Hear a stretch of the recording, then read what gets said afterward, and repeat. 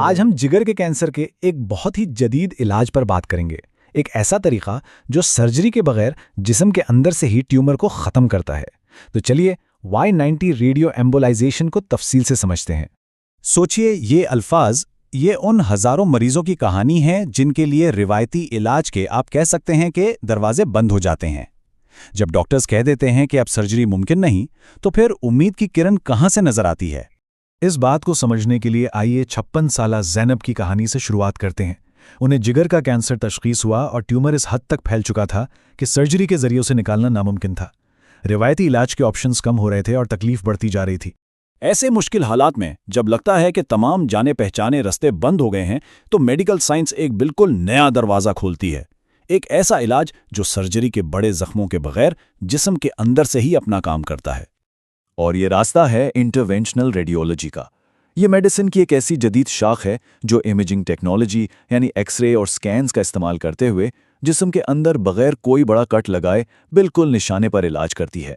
زینب جیسے مریضوں کے لیے یہ ایک نئی امید تھی۔ اس خاص طریقہ کار کو کہتے ہیں Y90 ریڈیو ایمبولائزیشن یا ٹیر۔ آپ اسے ایک قسم کی اندرونی ریڈیشن کہہ سکتے ہیں، جسے بریچی تھراپی بھی کہا جاتا ہے۔ اس کا کمال یہ ہے کہ تابکاری پورے جسم میں نہیں پھیلتی، بلکہ اسے ایک ماہر نشانہ باز کی طرح صرف اور صرف ٹیومر پر فوکس کیا جاتا ہے۔ یہ جدید علاج کوئی ایک دن کا کام نہیں ہے، بلکہ اسے بہت احتیاط سے 2 الگ الگ مرحلوں میں مکمل کیا جاتا ہے، اور ہر قدم کا مقصد علاج کو زیادہ سے زیادہ مؤثر اور سب سے بڑھ کر محفوظ بنانا ہوتا ہے۔ پہلا مرحلہ ایک مشن کی منصوبہ بندی کی طرح ہے، جسے میپنگ پروسیجر کہتے ہیں۔ یہاں ہر چیز کی باریکی سے جانچ پڑتال ہوتی ہے۔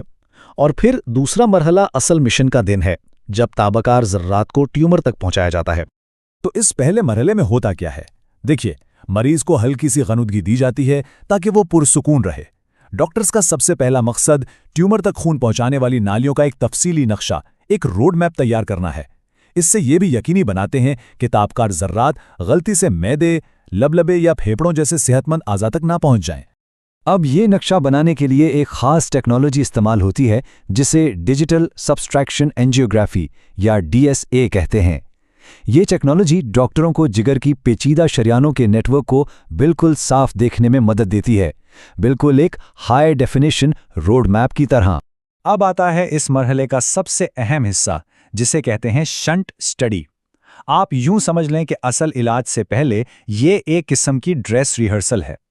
ڈاکٹرز اصل تابکار ذرات کی جگہ ایک بے ضرر ٹیسٹ پارٹیکل یعنی ایک ڈمی پارٹیکل انجیکٹ کرتے ہیں، پھر نیوکلیئر سکین سے یہ دیکھتے ہیں کہ یہ ذرات کہاں کہاں گئے، خاص طور پہ یہ چیک کرنے کے لیے کہ کہیں یہ راستہ بھٹک کر پھیپھڑوں میں تو نہیں جا رہے۔ اور یہ سیفٹی چیک بہت اہم ہے۔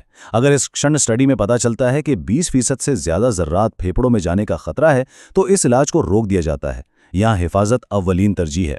جب تمام حفاظتی جانچ مکمل ہو جاتی ہے اور ہری جھنڈی مل جاتی ہے تو میپنگ کے تقریباً 1 سے 3 ہفتے بعد اصل علاج کا دن آتا ہے۔ فلوروسکوپی یعنی لائیو ایکس رے کی رہنمائی میں انٹرونشنل ریڈیولوجسٹ ایک بہت ہی باریک ٹیوب، جسے مائکرو کیتھیٹر کہتے ہیں، سیدھا ٹیومر کی شریان تک لے جاتے ہیں اور پھر Y90 کے تابکار ذرات کو آہستہ آہستہ وہاں چھوڑ دیتے ہیں۔ اس علاج کا اصل ہیرو یہ Y90 مائکروسفیئرز ہیں۔ یہ اتنے چھوٹے ذرات ہیں کہ خوردبین سے ہی نظر آتے ہیں، اور یہ صرف بیٹا ریڈیشن خارج کرتے ہیں۔ اس ریڈیشن کی سب سے خاص بات یہ ہے کہ اس کا اثر صرف 2.5 ملی میٹر کے دائرے میں ہوتا ہے۔ مطلب یہ ایک انتہائی ٹارگیٹڈ حملہ ہے جو صرف ٹیومر کو تباہ کرتا ہے اور آس پاس کے صحت مند جگر کو بالکل محفوظ رکھتا ہے۔ تو اس جدید طریقہ کار کا مریض کے لیے اصل مطلب کیا ہے؟ آئیے ذرا اس کا روایتی سرجری سے موازنہ کر کے دیکھتے ہیں۔ ایک طرف روایتی سرجری ہے جس میں ایک بڑا چیرہ، شدید درد اور ہسپتال میں طویل قیام شامل ہوتا ہے۔ دوسری طرف ہے Y90 ریڈیو ایمبولائزیشن، جو صرف ایک سوئی کے سوراخ سے کیا جاتا ہے۔ اس میں درد بہت کم ہوتا ہے اور مریض اکثر اسی دن یا اگلے دن گھر جا سکتا ہے، اور سب سے اہم بات، صحت مند جگر کا بڑا حصہ بچ جاتا ہے۔ تو ان سب فوائد کا مطلب کیا ہے؟ اس کا مطلب ہے کہ مریض کینسر جیسی سنگین بیماری کے علاج کے دوران بھی اپنی زندگی کا معیار بہتر رکھ سکتا ہے۔ کم تکلیف اور جلد صحت یابی کا مطلب ہے اپنے پیاروں کے ساتھ معمول کی زندگی کی طرف جلد واپسی۔ تو آئیے زینب کی کہانی پر واپس چلتے ہیں اور دیکھتے ہیں کہ اس جدید علاج نے ان کی زندگی پر آخر کیا اثر ڈالا۔ جہاں پہلے ایک بڑے آپریشن اور لمبے چاک کا تصور تھا، وہاں اب علاج کے بعد صرف ایک چھوٹی سی پٹی تھی۔ یہی اس علاج کی خوبصورتی ہے، بڑے نتائج کم سے کم جسمانی تکلیف کے ساتھ۔ تو اس ساری گفتگو کا سب سے اہم نکتہ کیا ہے؟ یہی کہ اگر جگر کے کینسر کے جدید علاج کے بارے میں معلومات درکار ہوں تو ایک انٹرونشنل ریڈیولوجسٹ سے ضرور مشورہ کرنا چاہیے، وہی اس فیلڈ کے حقیقی ماہر ہیں۔ اور آخر میں ایک سوال پر غور کرتے ہیں۔ جس طرح یہ ٹیکنالوجی جگر کے ٹیومر کو اتنی پریسیجن سے نشانہ بناتی ہے، کیا مستقبل میں ہم اسی طرح جسم کے دوسرے حصوں جیسے کہ پھیپھڑوں یا دماغ کے کینسر کا علاج بھی کر سکیں گے؟ اس ٹیکنالوجی کے امکانات واقعی بہت وسیع ہیں۔